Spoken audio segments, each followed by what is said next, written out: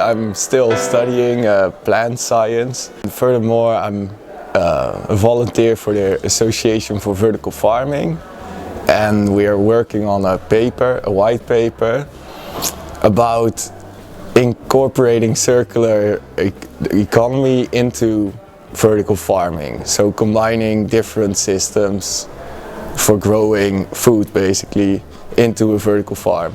Because a vertical farm is basically growing plants, it's actually a plant factory then, but a vertical farm could be made broader, also including mushrooms, fish. I think when you combine different growing systems, you can reduce the input you need to grow plants and increase hopefully increase the yield, but at least if you keep the same yield with less input, it's also a start, I guess. I guess our first goal is to just get a working prototype on Earth and then gather a lot of data.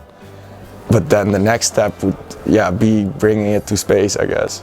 And I guess it's more because packaged food is, I guess, still easier to supply all your nutrients, but if you go really far into space, it's more have to take, and if you grow it yourself, you need less, and you can recycle everything, so you don't need to take that much. So I think if we want to go to Mars, you have to have plants growing to provide nutrients for people. Well, I think I would like to inspire people to. People are used to going to the supermarket, buying everything they need, but they don't think about how much work is put into that to put a tomato there.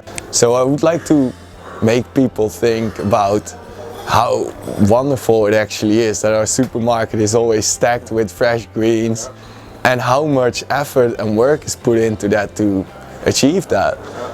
And I think people don't realize that, and especially if you look at the prices, it's so cheap, you can't imagine that it costs a lot of work to produce something.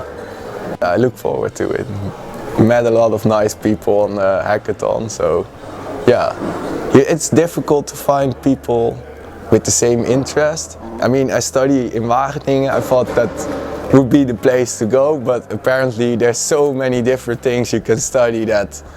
So I would like to make people think about how wonderful it actually is that our supermarket is always stacked with fresh greens, and how much effort and work is put into that to achieve that.